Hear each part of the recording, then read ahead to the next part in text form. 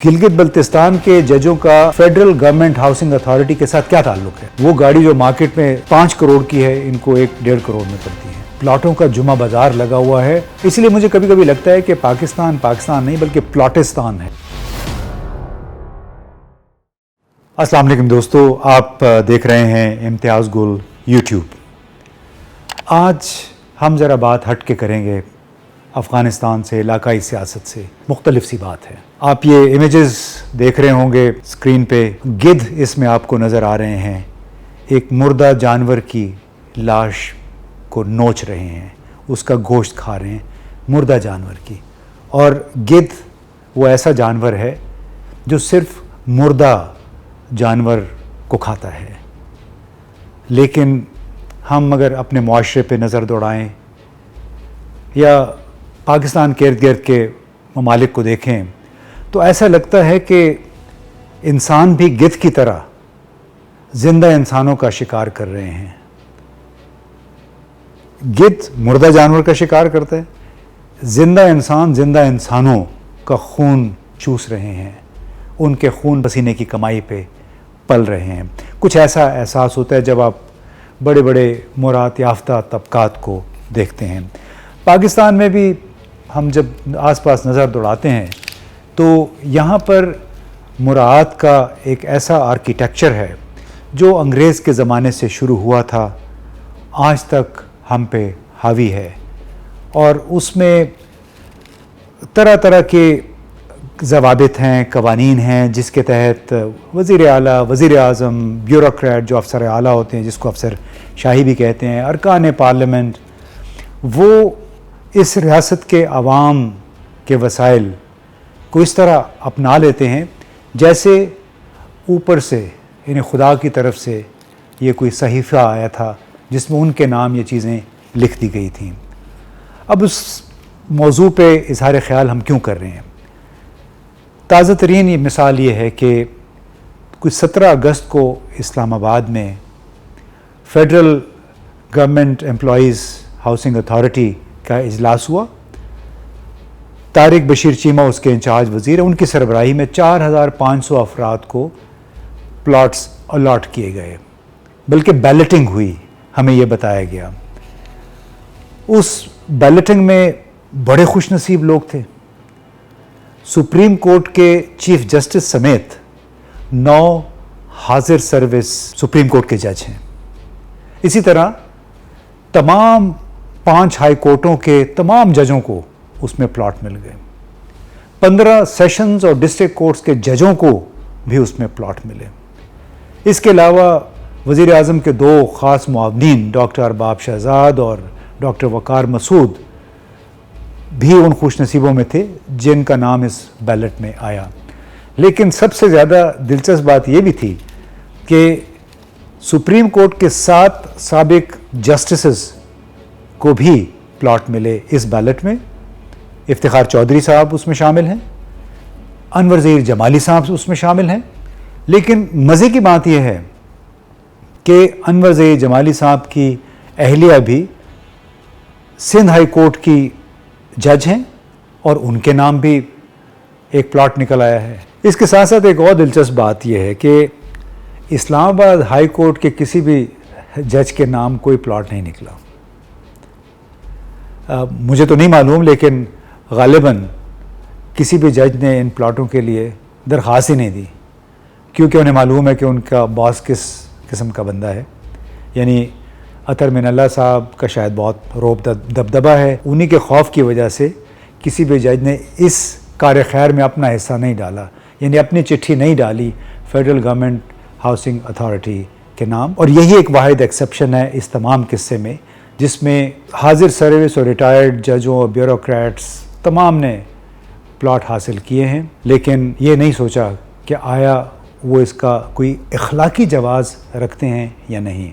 तो सोचने की बात यह है कि ये कैसा मुआशरा है कि अगर आप सिर्फ जज ही को देख लें कि इस वक्त उनका स्टेटस क्या है।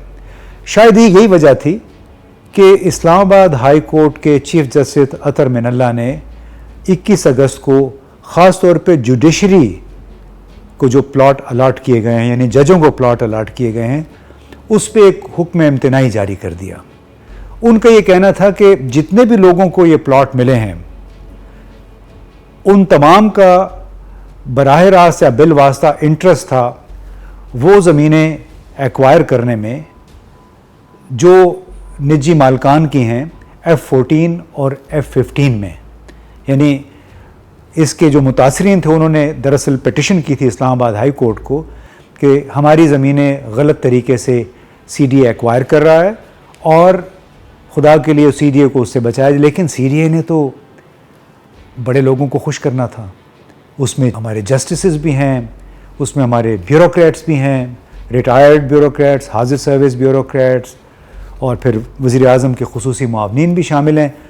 और ये सारे वो लोग हैं जो कि अपने अक्सर 2-2 करियर गुजार चुके हैं। यानी जजों को देख लें तो जज बनने से पहले वो बड़े अक्सर आसूदा हाल वकील होते हैं, जज बन जाते हैं तो उनकी माहाना, ख़ास तौर पे सुप्रीम कोर्ट और हाई कोर्ट के जजों के इस वक्त जो मुराद हैं, माहाना 10 से 15 लाख रुपए का उनका पैकेज बनता है और उसमें घर भी शामिल है, उसमें मुफ्त का पेट्रोल भी है, ड्राइवर और पता नहीं क्या क्या होता है। इसके अलावा जिन जजों को प्लॉट मिले उसमें Gilgit Baltistan supreme appellate court के जज भी शामिल हैं। यानी कोई पूछे कि गिलगित बल्तिस्तान के जजों का फेडरल गवर्नमेंट हाउसिंग अथॉरिटी के साथ क्या ताल्लुक़ है। दूसरी तरफ जुडिशरी यानी अदलिया, क्या वो फेडरल गवर्नमेंट का हिस्सा है? वो तो ख़ुद को कहते हैं कि हम बिल्कुल एक अलग सुतून है इस रियासत का, वफाकी हुकूमत के साथ कोई लेना देना नहीं है सिवाय इसके कि माली वसाइल वहाँ से आते हैं। तो फिर किस कानूनी या किस अखलाकी जवाज़ के तहत अदलिया के तमाम लोग फेडरल गवर्नमेंट हाउसिंग अथॉरिटी को दरख्वास्त देते हैं और उससे प्लॉट हासिल करते हैं? क्या ये कॉन्फ्लिक्ट ऑफ इंटरेस्ट नहीं है? यही बात जस्टिस अतहर मिनल्ला ने अपने फैसले में लिखी कि ये कॉन्फ्लिक्ट ऑफ इंटरेस्ट है जब जज साहिबान भी प्लॉट हासिल करते हैं फेडरल गवर्नमेंट हाउसिंग अथॉरिटी से। 13 सितंबर को इस केस की दोबारा समाअत होनी है। लेकिन अंदाज़ा लगाइए कि जो लोग ख़ुद आसूदा हाल हैं, पहले भी सर्विस के दौरान भी और सर्विस के बाद भी दूसरी नौकरियां शुरू कर देते हैं, दूसरे करियर शुरू कर देते हैं, ज़रा सा भी एहसास उनको नहीं है वो वसाइल जिन पे इन गरीब लोगों का हक है, जो आप विजुअल्स में देख रहे हैं। ईंटें बनाते हैं, ईंटों के ब्लॉक्स बना रहे हैं, 10-10, 12-12 घंटे काम कर रहे हैं, रेड़े खींच रहे हैं। कंस्ट्रक्शन मजदूर जो है, आप देखिए ईंटों के भट्टों पे काम करते हैं, रेड़ियाँ खींच खींच के सारी उम्र उनकी गुजर जाती है। पाकिस्तान के शहरी हैं, इस मुल्क पे, इस मुल्क के वसाइल पे क्या इनका कोई हक नहीं है? मतलब ये ऐसा मुल्क है कि जहाँ पे मुराद याफ्ता आसूदा हाल लोगों को मज़ीद लाद दिया जाता है मुराद से, चाहे वो जज है, चाहे वो जर्नलिस्ट है, चाहे वो जर्नैल है, चाहे वो रुकन असम्बली है या रुकन सेनेट है। ये तमाम लोग माशाल्लाह बड़े वसाइल के मालिक होते हैं, लेकिन इतना कभी उन्होंने एहसास नहीं किया कि जो प्लॉट ले रहे हैं वो मिसाल के तौर पे 1 करोड़ में सरकारी कीमत पे, मार्केट में उसकी कीमत 10 करोड़ है। तो CDA या हुकूमत ये प्लॉट ओपन ऑक्शन क्यों नहीं करती? बजाय ये बंदर बांट के मुराद याफ्ता तबके को मज़ीद मुराद से लादने की बजाय यही पैसा इन गरीब लोगों की फलाह बहबूद पे क्या ख़र्च नहीं हो सकता है?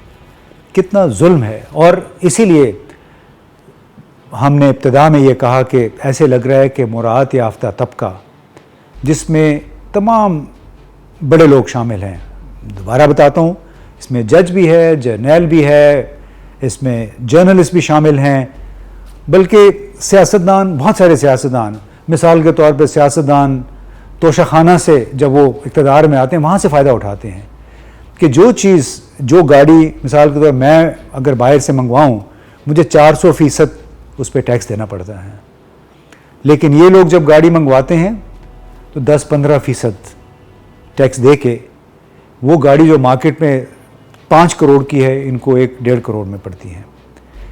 तो क्या ये अफोर्ड नहीं कर सकते 5-10 करोड़ रुपए? नवाज शरीफ साहब थे, आसिफ जरदारी साहब थे, उनसे पहले बल्कि 3 महीने के लिए वसीम सज्जाद साहब एक मरतबा सदर बने थे, साबिक सेनेट के चेयरमैन हैं। उन 3 महीनों की सदारत में भी उन्होंने अपने लिए गाड़ी मंगवा ली थी, मर्सिडीज़ गाड़ी। उन दिनों भी मर्सिडीज़ का बड़ा चर्चा हुआ करता था। हर एक की ख्वाहिश होती है कि अच्छी गाड़ी चलाए, लेकिन आप देखिए कि ये जो प्लाटों की लूट सेल है, इसलिए मुझे कभी कभी लगता है कि पाकिस्तान पाकिस्तान नहीं बल्कि प्लाटिस्तान है। यहाँ प्लाटों का जुमा बाज़ार लगा हुआ है और मतमय नज़र वाहिद अक्सर लोगों का, वो लोग जो इक़्तिदार में पोजीशन ऑफ पावर में आ जाते हैं, उनका मतमय नज़र फिर सिर्फ प्लॉट होता है, परमिट होता है, प्रिविलेजेस होती हैं। वो प्रिविलेजेस जो वो हासिल करते हैं उन गरीब आवाम के खून पसीने की कमाई पे, जो बेचारे खेतों में काम कर रहे हैं, कंस्ट्रक्शन इंडस्ट्री में काम कर रहे हैं, सड़कों पे सख्त गर्मी में काम कर रहे हैं। तो पाकिस्तान का अगर बुरा हाल ना हो तो क्या हो, जबकि तमाम हुक्मरान अशराफिया का वाहिद मुतमईन नज़र सिर्फ प्लॉट और प्लॉट है।